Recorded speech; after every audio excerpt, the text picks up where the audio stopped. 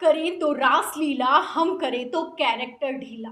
ये वाक्य भारतीय जनता पार्टी की कार्यशैली पर बिल्कुल सटीक बैठता है। जी हाँ दोस्तों, जैसा कि कर्नाटक का हिजाब मामला शांत हुए अभी कुछ दिन भी नहीं बीते थे कि एक और नया शिगुफा लेकर भारतीय जनता पार्टी कर्नाटक के मैदान में उतर गई है। हिंदू बनाम मुस्लिम, भगवा बनाम हरा, जाति धर्म की राजनीति करने वाली भारतीय जनता पार्टी से उम्मीद भी क्या की जा सकती है। हिजाब विवाद के बाद कर्नाटक में एक नया धर्म विवाद छिड़ गया है। क्या है पूरा मामला, हम आपको विस्तार से बताते हैं। हमारी इस रिपोर्ट को आखिर तक ध्यान से देखिए। नमस्कार, मैं प्रियंका, आप देख रहे हैं ऑनलाइन न्यूज इंडिया। जैसा कि आप जानते हैं कि कर्नाटक में हिजाब को लेकर कितना बड़ा विवाद खड़ा हो गया था, कितना ज़्यादा लोगों में दहशत भी दौड़ गई थी कि हिजाब को लेकर जब लड़कियां स्कूल के बाहर बैठ गई थी, कई वीडियो वायरल हुए थे किस तरीके से लड़कियां अपने हक के लिए लड़ रही थी, हिजाब पहने हुई थी, भगवा बनाम हिजाब की जंग भी छिड़ गई थी। हिंदू संगठन भगवा कपड़े भी बांटने लगे थे, भगवा टोपी बांटने लगे थे, इस तरह के वीडियो सामने आए। वहीं दूसरी तरफ बुर्का पहने एक लड़की को सैकड़ों की तादाद में भगवाधारी लड़के दौड़ाने लगे। इस तरह का वीडियो भी बड़ी तेजी से वायरल हुआ, कई वीडियो आए, कई दावे हुए, कर्नाटक से कई खबरें सामने आई। हमने आपको सारी खबरें दिखाई। यहाँ तक कि आपको बता दें कि उत्तर प्रदेश के चुनाव में भी हिजाब मामला घुस गया था और यहाँ पर हिजाब की बातें होने लगी जब उत्तर प्रदेश में चुनाव का बिल्कुल सरगर्मी एकदम तेज थी। लेकिन हम आपको सब कुछ दिखा चुके हैं, सब कुछ बता चुके हैं कि कर्नाटक में क्या कुछ हुआ था। लेकिन जब जो अब हम आपको बताने जा रहे हैं उसे सुनकर आपके पैरों तले जमीन खिसक जाएगी। देश में, जिस देश में आप रहते हैं, सीना ठोक कर कहते हैं कि हमारा देश धर्मनिरपेक्ष है, उस देश में अब भगवत गीता स्कूल के सिलेबस में पढ़ाई जाएगी। जी हाँ दोस्तों, बिल्कुल सही सुना आपने। दैनिक भास्कर की खबर है, क्या लिखा है मैं आपको दिखा देती हूँ। इसमें लिखा हुआ है कि कर्नाटक में हिजाब के बाद गीता पर विवाद, मंत्री बोले भगवत गीता कम्युनल नहीं, स्टूडेंट्स का कॉन्फिडेंस बढ़ाने के लिए इसे पढ़ाना जरूरी। भारतीय जनता पार्टी के इस बयान से, ऐसी हरकतों से, ऐसी करतूतों से आप अंदाजा लगा सकते हैं कि ये लोग कितने दोगले चरित्र के हैं। इनकी कथनी और करनी में कितना अंतर है। एक तरफ इन्हें हिजाब से दिक्कत होती है, लेकिन वहीं दूसरी तरफ जब स्कूल के सिलेबस में भगवत गीता शामिल करने की बात करते हैं तो सब चंगासी हो जाता है। सबका साथ, सबका विकास की बात करने वाली पार्टी में सबका मतलब सिर्फ हिंदू से है, ये समझना जरूरी हो जाता है। क्योंकि ये लोग बात करते हैं 80 बनाम 20 की। 80 बनाम 20 की राजनीति होती है। 80 बनाम 20 के नाम पर वोट मांगते हैं, हिंदू राष्ट्र की बात करते हैं और वाहवाही लूटने का काम करते हैं। खैर, आपको पूरा मामला बता देती हूँ कि कर्नाटक में क्या कुछ हो रहा है। शिक्षा मंत्री बीसी नागेश कह रहे हैं कि अब सिलेबस में बच्चों को भगवत गीता पढ़ाई जाएगी। और ये क्यों पढ़ाई जाएगी? ये इसलिए पढ़ाई जाएगी ताकि बच्चों का कॉन्फिडेंस डेवलप हो सके। आपको हंसी आएगी ये बातें सुनकर, लेकिन जब मुस्लिम बच्चों को भगवत गीता पढ़ाने की बात की जाएगी तो उनके माँ बाप के दिल पर क्या गुजरेगी उसका अंदाजा आप नहीं लगा सकते। भारतीय जनता पार्टी के शिक्षा मंत्री के इस बयान के बाद से राजनीतिक विवाद भी खड़ा हो गया है। कर्नाटक से कांग्रेस के वरिष्ठ नेता तनवीर सेठ का कहना है कि गीता को स्कूली कोर्स में शामिल करना ठीक नहीं है, ये कोविड-19 से भी खतरनाक है। ऐसे फैसलों की वजह से बच्चे पिछड़ जाते हैं। बिल्कुल सही बात है, बच्चे पिछड़ जाते हैं। तब यूपी के मुख्यमंत्री योगी आदित्यनाथ क्या कहते हैं? हमारे पास तो रोजगार है मगर योग्य युवा नहीं है, युवा अयोग्य ठहराए जाते हैं। दुनिया चांद पर जाने की बात करती है, साइंस पर बात होती है, टेक्नोलॉजी पर बात की जाती है, लेकिन हमारा देश हिजाब पर बात करता है, भगवत गीता पर बात करता है, हिंदू बनाम मुस्लिम की बात करता है। लेकिन फिर क्या होता है? फिर कहा जाता है कि युवा ही अयोग्य हैं। आपको कर्नाटक के शिक्षा मंत्री का बयान भी बता देती हूँ कि जब दैनिक भास्कर ने बीजेपी सरकार के शिक्षा मंत्री से बात की, इस बारे में सवाल किया, तो उन्होंने क्या कहा? उन्होंने कहा कि अगर नैतिक शिक्षा का हिस्सा बने आपको तकलीफ क्या है? माफ कीजिएगा, अगर गीता नैतिक शिक्षा का हिस्सा बने तो आपको तकलीफ क्या है? गीता कम्युनल नहीं, उसमें जीवन जीने की कला के बारे में सूत्र मौजूद हैं। आज के दौर में तमाम तरह के तनाव से गुजर रहे स्टूडेंट का कॉन्फिडेंस बढ़ाने के लिए इसे पढ़ाया जाना ज़रूरी है।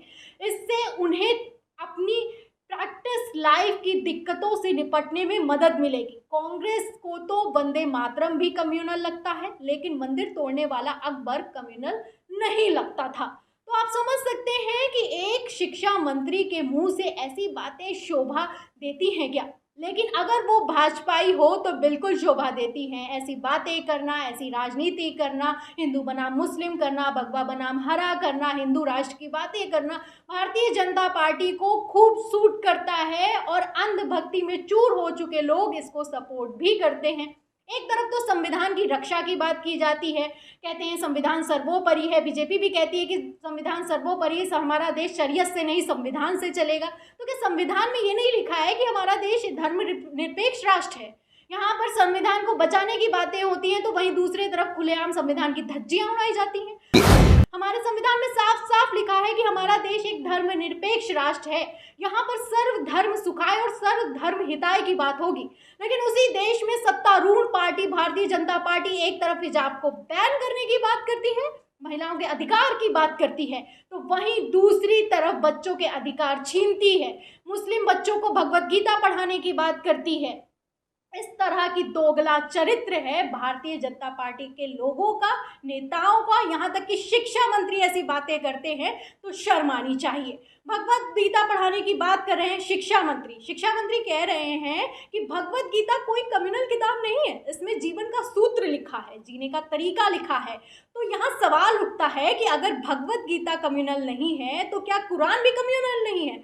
आपने तस्वीरें ये भी देखी होंगी कि कर्नाटक में जब कुछ बच्चे स्कूल में नमाज अदा कर रहे तो हिंदू संगठनों के पेट में दर्द हो गया था।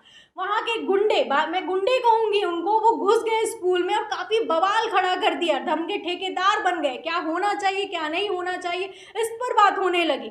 लेकिन जब वही भगवत गीता पर बात होती है तो सबको साफ सूझ जाता है। हिजाब विवाद ने जब तूल पकड़ा तब उसी कर्नाटक के शिक्षा मंत्री कह रहे थे कि स्कूल में एक कोड ऑफ कंडक्ट चलता है, एक प्रोटोकॉल चलता है, हमारा देश संविधान से चलता है, शरीयत से नहीं चलता है। लेकिन जब वही दूसरी तरफ भगवत गीता पढ़ाने की बात होती है तो चाल चरित्र में अंतर आ जाता है। भगवत गीता जो कि हिंदू धर्म का ग्रंथ माना जाता है तो वो कैसे एक स्कूल में पढ़ाई जा सकती है जब हमारा देश धर्मनिरपेक्ष होने का दावा करता है? तो इस तरह की खबरें आना हमारे लिए शर्म की बात है। जी हिंदुस्तान की खबर देख लीजिए, क्या लिखा है। लिखा है कि हिजाब के बाद भगवत गीता पर विवाद, इन दो राज्यों ने लिया है स्कूल में पढ़ाने का फैसला। गुजरात सरकार, बता दें आपको कि गुजरात सरकार 6वीं से लेकर 12वीं तक भगवत गीता का को सिलेबस में शामिल कर चुकी है। और अब बारी है कर्नाटक की।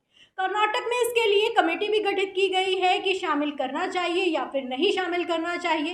रिपोर्ट तैयार है, लेकिन उस पर मोहर लगने से पहले ही कर्नाटक के मुख्यमंत्री बसवराज बोम्मई ने गीता को सिलेबस में शामिल करने का समर्थन किया है। इसको सिलेबस में शामिल करना चाहिए, ये कहना है कर्नाटक के मुख्यमंत्री का। तो आप समझ सकते हैं कि अब गुजरात के बाद बारी है कर्नाटक की। और वो दिन भी दूर नहीं है दोस्तों जब एक एक करके हर राज्य में धर्म के नाम पर फूट डालो और शासन करो की पद्धति लागू हो जाएगी।